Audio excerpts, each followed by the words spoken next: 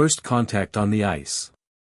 The bitter wind howled across the frozen wasteland of Nyxa's haven, carrying stinging crystals of ice that would have blinded any unprotected eyes. Commander Stephen Drake stood unmoved, his advanced battle armor barely registering the sub-zero temperatures. Through his helmet's enhanced vision, he studied the imposing figure before him, an alien warrior woman astride a massive beast that seemed carved from the very ice itself. The creature's crystalline fur rippled in the Arctic gale, its azure eyes fixed on Stephen with predatory intensity. But it was the rider who commanded his attention. Her lavender skin seemed to glow against her black combat suit and ornate armor, the golden patterns etched into the metal pulsing with an otherworldly energy. Her silver-white hair whipped around her face like living mercury, framing features that were both beautiful and lethal. "Why aren't you trembling, human?" she called out, her voice carrying both authority and genuine curiosity. "One word from me and my pet will devour you." Stephen allowed himself a slight smirk, though she couldn't see it behind his visor. "Maybe I just don't scare easily, Your Highness." Her eyes narrowed at his use of the title. "You know who I am. Princess Nyxa of the Stellar Dominion." Hard to miss the royal insignia on your armor, he gestured casually at the intricate patterns. "Though I have to say, you're a long way from your throne." The princess's lips curved into a dangerous smile. "Indeed." She gracefully dismounted her beast, her movements fluid and hypnotic as she approached him. The massive creature remained perfectly still, its gleaming fangs bared in silent threat. "Clever human," she purred, circling him like a predator. "But knowledge won't save you. This world belongs to the Dominion now. Your presence here is unauthorized." Stephen tracked her movement while maintaining his relaxed posture. "Funny thing about humans, we tend to go where we want, authorized or not." "Such arrogance," Nyxa said, stopping directly in front of him. She was tall for her species, nearly matching his height. Most species know better than to challenge the Dominion. Yet here you stand, alone, facing both me and my war beast without a trace of fear. "Maybe I'm just enjoying the view," Stephen replied with deliberate insolence. A flash of something, surprise, perhaps even amusement, crossed her exotic features. "You dare to flirt with me while staring death in the face? Would you prefer I beg for mercy?" "It would be more appropriate," she said, taking another step closer. The mystical symbols on her battle bracers pulsed brighter. Though perhaps less interesting. The tension between them crackled like static electricity. Stephen could smell her exotic scent, something like winter flowers and ozone. He knew he was playing a dangerous game, but something told him that simple submission would earn him a quick death, while defiance, well, that might just keep him alive long enough to turn the tables. Into the crystal base. "Tell me, brave human," Nyxa said, reaching up to tap his visor with one elegant finger, "what brings you to my frozen world? Surely not just to trade barbs with its princess." Stephen caught her wrist before she could withdraw it, a bold move, perhaps too bold, given how her war beast growled and took a menacing step forward. But Nyxa herself didn't pull away. Instead, her amber eyes widened slightly, that dangerous smile growing broader. "Would you believe I'm here for the weather?" he asked. "I would not," she replied. "Remove your helmet. If we're to continue this discussion, I wish to see your face." Stephen hesitated. Removing his helmet would expose him to the bitter cold and, more importantly, leave him vulnerable. But sometimes the greatest risk offered the greatest reward. With his free hand, he reached up and disengaged the seals. The bitter wind bit at his face as he removed the helmet, but he kept his eyes locked on hers. Nyxa studied his features with undisguised interest. Handsome, for a human. And those eyes, they remind me of the frozen lakes of my homeworld. So deep, so unyielding. You should see them in better lighting, he said. Over dinner, perhaps. Her laughter was like crystal chimes in the wind. You continue to surprise me, human. Most would be begging for their lives by now. Stephen, he said. My name is Stephen Drake. Stephen Drake, she repeated, testing the name. You do realize I could have Frost Fang end you with a single command? You could, he agreed. But then you'd never find out why I'm really here. And something tells me you're curious. The wind howled between them as Nyxa considered his words. Her war beast shifted restlessly, its massive claws leaving deep gouges in the ice, but she held up one hand to keep it at bay. Perhaps I am curious, she admitted. It's not often I encounter a human who can match my particular temperament. Very well, Stephen Drake, you have my attention, for the moment. But know this, one wrong move, one hint of deception, and Frost Fang will have his feast. Understood? Understood, Your Highness. Though I have to wonder, what makes you so sure I came alone? Her amber eyes narrowed dangerously. A bluff, human. I've scanned this entire region. There are no other life signs within 50 kilometers. Stephen smiled, the kind of smile that had made more than one opponent reconsider their position. Technology can be fooled, Princess. Even Dominion tech. You're either very brave or very foolish, she said, but her tone held more intrigue than threat now. Perhaps both. Come, my base is 2 kilometers east. We'll continue this conversation somewhere more civilized. She turned and walked back to her mount with practiced grace. The way she moved in that form-fitting armor was almost certainly calculated to draw his attention. And damn if it wasn't working. Unless, she added, glancing over her shoulder, you prefer to remain here and freeze? Stephen replaced his helmet and checked his weapons with casual deliberation. Lead the way, Your Highness. Though I hope your hospitality includes something warm to drink. Oh, I think you'll find our refreshments quite stimulating. She mounted Frost Fang with fluid ease. Try to keep up, Stephen Drake. It would be a shame to lose such entertaining prey to the storm. As they began their trek across the frozen landscape, Stephen maintained a careful distance from both princess and beast. He'd bought himself some time and piqued her interest, exactly as planned. Now came the delicate part, maintaining that interest while gathering the intelligence he needed. What Nyxa didn't know was that his presence here was far from random.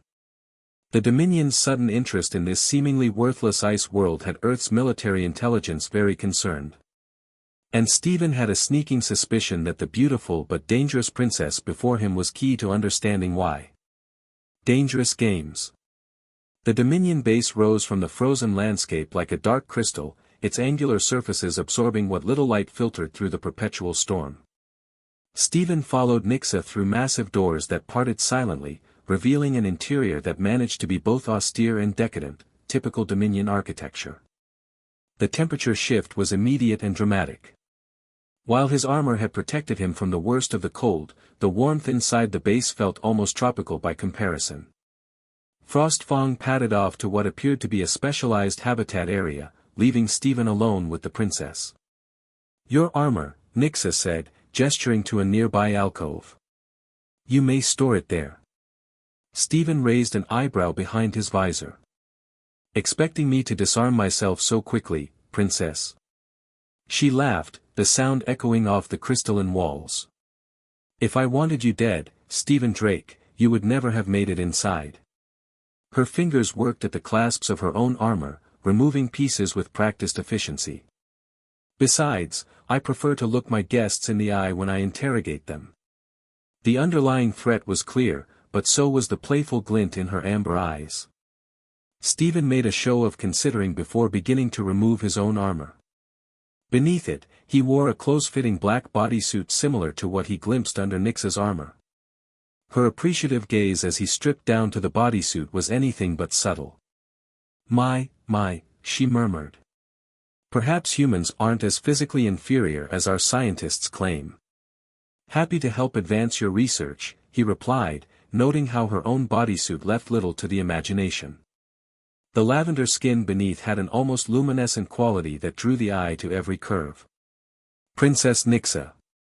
A sharp voice cut through their exchange. 3 Dominion nobles strode into the chamber, their ornate armor marking them as high-ranking military officers. The one who had spoken, a male with deep blue skin and ceremonial scars across his face, looked at Stephen with undisguised contempt. "General Crixus," Nyxa acknowledged coolly. "I wasn't aware you were monitoring the entrance protocols. When unauthorized aliens enter a classified Dominion facility, it becomes my concern," Crixus replied, his hand resting on an elaborate weapon at his hip. "Especially when said alien is human. Are you questioning my judgment, General?" Nyxa's voice carried a dangerous edge that made even the battle-hardened officers tense. "With respect, Your Highness," another officer, this one female with scaled skin, interjected, "the human's presence here compromises security."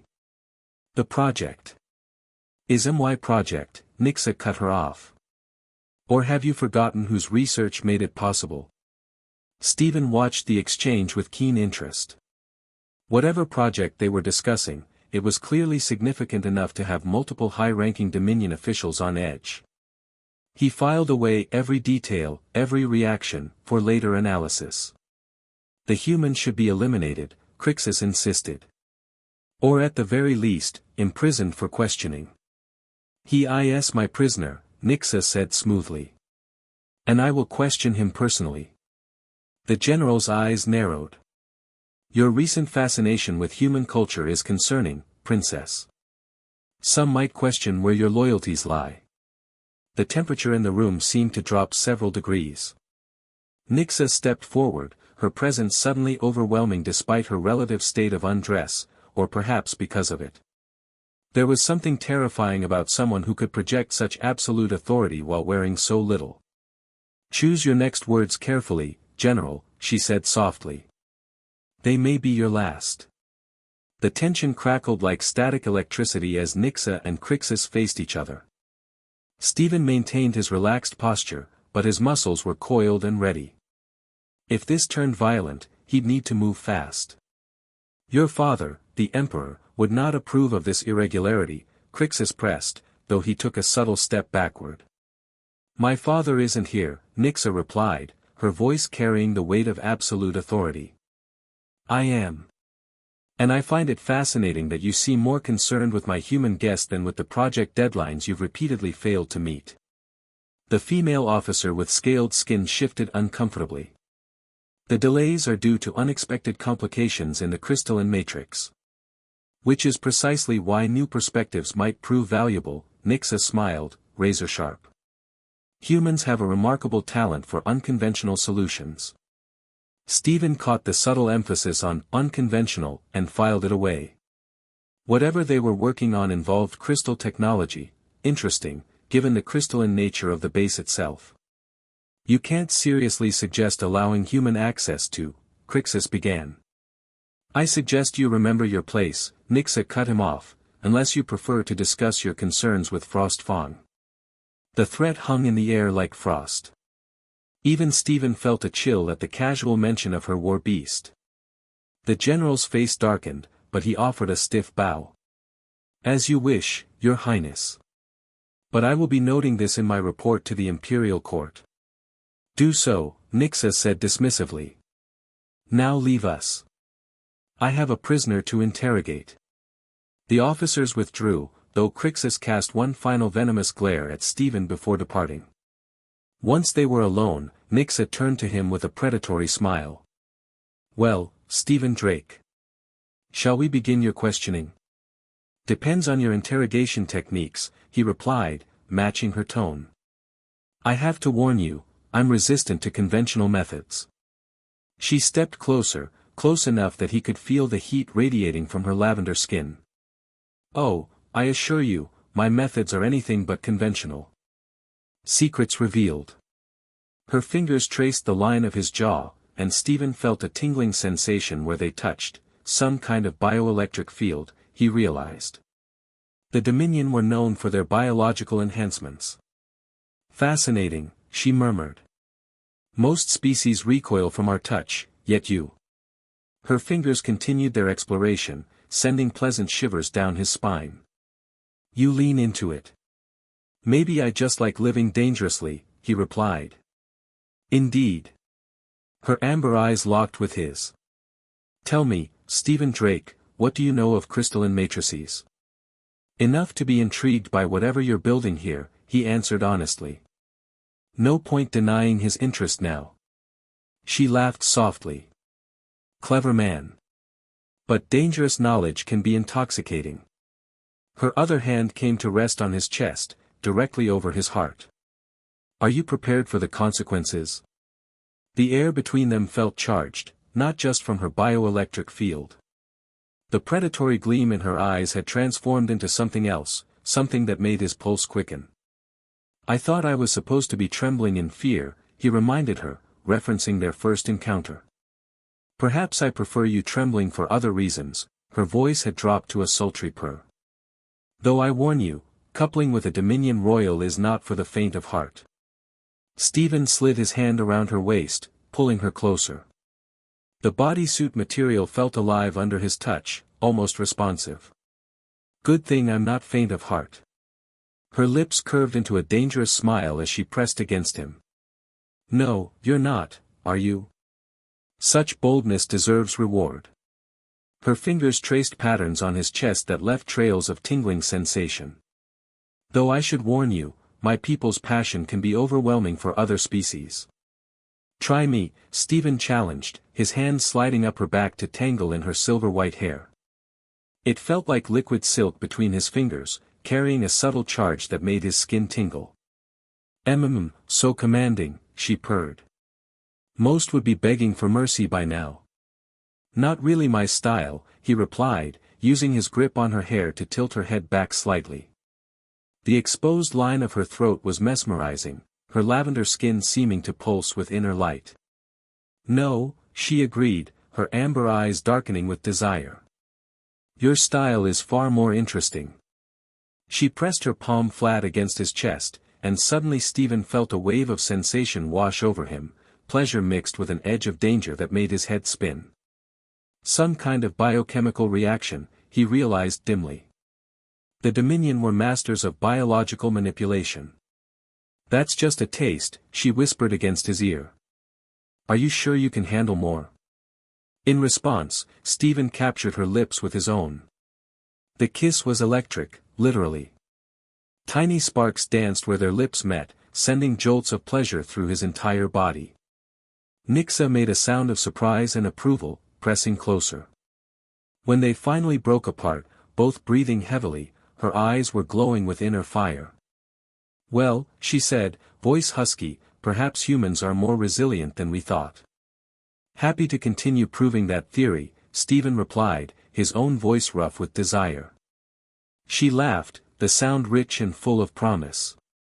My private chambers are more suitable for such scientific exploration. Her fingers traced his jawline again. Unless you're having second thoughts. Lead the way, Your Highness. As they moved through the crystalline corridors, Stephen maintained enough presence of mind to note their route and the security measures they passed. But most of his attention was focused on the way Nyxa moved ahead of him, her bodysuit catching the light in ways that made his mouth go dry. They passed several other Dominion officers who quickly averted their eyes, whether from respect for their princess or disapproval of her chosen companion, Stephen couldn't tell. Not that he particularly cared at the moment. Nyxa's private chambers were as luxurious as he'd expected, all flowing crystal formations and subtle lighting that seemed to pulse in time with their movements. But he had little time to appreciate the decor before she was pressing him against a wall, her body fitting against his perfectly. Last chance to run, human, she breathed against his lips. What happens next will change everything. Stephen pulled her closer, feeling the energy crackling between them. I'm counting on it. What followed was unlike anything in human experience, a fusion of physical and energy-based intimacy that left them both gasping and glowing, quite literally in Nyxa's case. Her lavender skin emanated pulses of light that matched their rhythm. Hours later, as they lay entwined on her crystalline bed, Stephen finally understood the true nature of his mission here. The pillow talk had been more revealing than any interrogation. The Matrix isn't just a weapon, Nyxa had confessed in a moment of post-coital vulnerability.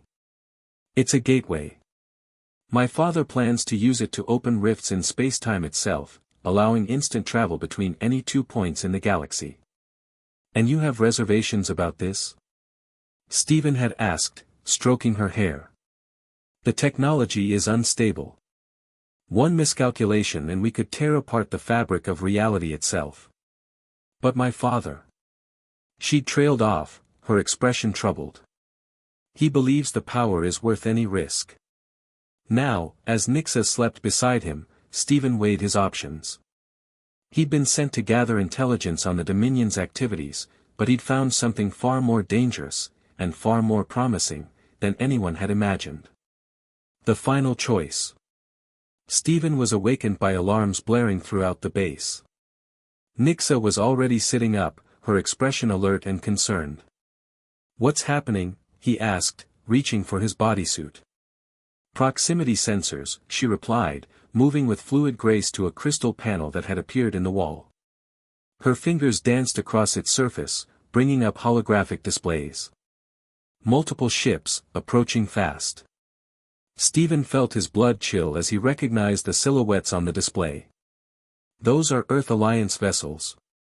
Nyxa turned to him, her amber eyes wide with realization. "You weren't alone. I told you technology could be fooled." He was pulling on his boots now, his mind racing. "How long do we have?" "Minutes, at most." She was moving around the room, gathering her armor with practiced efficiency. "Stephen, you need to understand, if my people capture your fleet, they'll interrogate every crew member. They'll learn everything about Earth's defenses, your technology, your weaknesses. And if Earth gets the crystal matrix technology, your species would tear itself apart within a generation," she finished. "The power is too great, too tempting." They dressed in tense silence, both understanding the impossible situation they faced.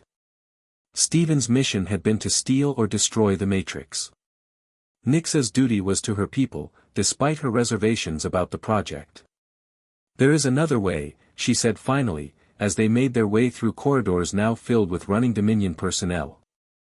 "The Matrix requires a specific harmonic frequency to activate. Without it, the technology is useless. And you know this frequency? I helped design it." She stopped, turning to face him. "Stephen, I could give you the frequency, the real one, and feed false data to my people. Without the correct harmonic signature, both sides would possess worthless crystal formations." "Why would you do that? Betray your own people." Her hand found his, their bioelectric fields mingling. "Because some powers are too dangerous for any species to wield. And because..." She hesitated, vulnerability flickering across her exotic features. "Because I've come to care more about one human than I should." The base shuddered around them as the Earth vessels opened fire. Return fire from Dominion weapons lit up the corridors with rainbow colors. "The decision has to be yours," Stephen said. "I won't ask you to be a traitor." Nyxa smiled, sad but determined. "You're not asking. I'm choosing." She pressed something small and crystalline into his hand, a data storage device. "The real frequency is in there. But Stephen, you must promise me something. Anything. When this is over, don't let your people reverse engineer it. Some doors should remain closed." An explosion rocked the base, closer this time. The lights flickered, and in the brief darkness, Stephen saw General Crixus approaching with a squad of armed guards. "Princess Nyxa," the general called out, "step away from the human. The base is under attack, and he is clearly a spy." "Actually," Stephen said, stepping protectively in front of Nyxa, "he's right about that part." Crixus raised his weapon. "You will come with us for interrogation, human. The princess will be placed under protective custody." "I think not," Nyxa said, her voice carrying imperial authority. "And I think you'll find your weapon systems are experiencing technical difficulties." Crixus pressed his weapon's firing stud, frowning when nothing happened. All around them, other guards were discovering the same problem. "Bioelectric interference," Nyxa explained calmly. "A side effect of my emotional state. When I'm properly motivated, I can disrupt most Dominion technology within a significant radius. Your Highness, Crixus said desperately, you're compromising the safety of the entire base. The base was compromised the moment my father decided to weaponize forces beyond our understanding. She took Stephen's hand. Come. There's something I need to show both sides. They ran through the crystalline corridors, Nyxa leading Stephen toward the heart of the base. Behind them, Crixus and his guards followed, their disabled weapons useless but their determination undiminished. The matrix chamber was a cathedral of living crystal, with the device itself suspended in the center, a perfect sphere of multifaceted crystal that pulsed with inner light. Around it, Earth Alliance soldiers in powered armor faced off with Dominion forces, both sides apparently having fought to a standstill. Stop! Nyxa's voice rang out with such authority that both sides actually paused. I am Princess Nyxa of the Stellar Dominion, and I have something both sides need to hear. Stephen watched in amazement as she strode into the center of the chamber, her presence commanding attention from both armies. This device, she gestured to the Matrix, represents power beyond imagining. It could allow instant travel across the galaxy, revolutionize warfare, change the very nature of civilization itself. Both our peoples would kill for it. Murmurs arose from both sides. Stephen could see weapons slowly being raised again. But I've seen what it really does, Nyxa continued. In my research, I've witnessed test events that tore holes in reality itself. This technology doesn't grant power, it grants annihilation. And I won't let either side damn themselves with it. She raised her hands, and Stephen felt the bioelectric field around her intensify dramatically.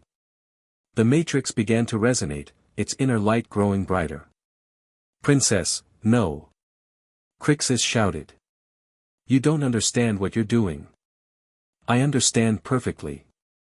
Nyxa's skin was glowing now, patterns of light dancing across her body. I'm making sure this knowledge dies with me. The matrix began to crack, hairline fractures appearing across its surface. Stephen realized what she was doing, using her bioelectric abilities to create a harmonic cascade that would shatter the device. Nyxa, he called out, moving toward her despite the increasing energy discharge. There has to be another way. She turned to him, her amber eyes now pools of light. Remember your promise, Stephen Drake. Some doors. The matrix exploded in a burst of crystalline fragments and rainbow light. The explosion threw everyone to the ground, and when Stephen's vision cleared, Nyxa was lying motionless at the epicenter of the destruction. He crawled to her, gathering her into his arms. Her skin was pale, the vibrant lavender faded, but her eyes still held that spark of intelligence. Did it work? She whispered. Stephen looked around the chamber. The matrix was gone, completely destroyed. Both armies were picking themselves up, staring at the empty space where ultimate power had hung just moments before. It worked, he confirmed. It's over. She smiled weakly. Good. Now both our peoples are safe from themselves. Her hand found his cheek. And Stephen. I don't regret a moment of it. Princess Nyxa of the Stellar Dominion closed her eyes and was still. 3 months later, Stephen stood in the Earth Alliance debriefing room, facing a panel of admirals and intelligence officials. He'd told them everything, well, almost everything. Some things were too personal to share in official reports. So the device was completely destroyed? Admiral Chen asked. Completely. Both sides confirmed it. And without Princess Nyxa's expertise, neither the Dominion nor Earth has the knowledge to recreate it. A pity, one of the intelligence officers muttered. That technology could have given us a significant advantage. Stephen thought of Nyxa's words about doors that should remain closed. With respect, sir, I think we're better off without it. Later, alone in his quarters, Stephen examined the small crystal device Nyxa had given him. The real harmonic frequency was still there, stored in its crystalline matrix. He'd kept his promise, Earth scientists would never see it. He moved to the incinerator chute and held the device over it. All he had to do was let go, and the secret would be lost forever. His hand hesitated. This was all that remained of her research, her brilliant mind, her sacrifice. But then he remembered her words, "Some powers are too dangerous for any species to wield." Stephen opened his hand. The crystal fell into the incinerator and was consumed by flames, taking its secrets with it.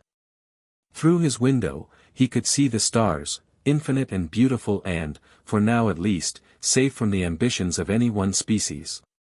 Somewhere out there, in the vast dominion, they were mourning their lost princess. And somewhere else, Earth scientists were still trying to understand what they'd almost gained and lost. But Stephen simply remembered a woman who had chosen love and wisdom over power and ambition. In the end, perhaps that was the greatest victory of all. As he prepared for bed, Stephen thought he felt the faintest tingle of bioelectric energy, like a gentle caress. But when he looked around, he was alone. Still, for just a moment, he could have sworn he smelled winter flowers and ozone. The end.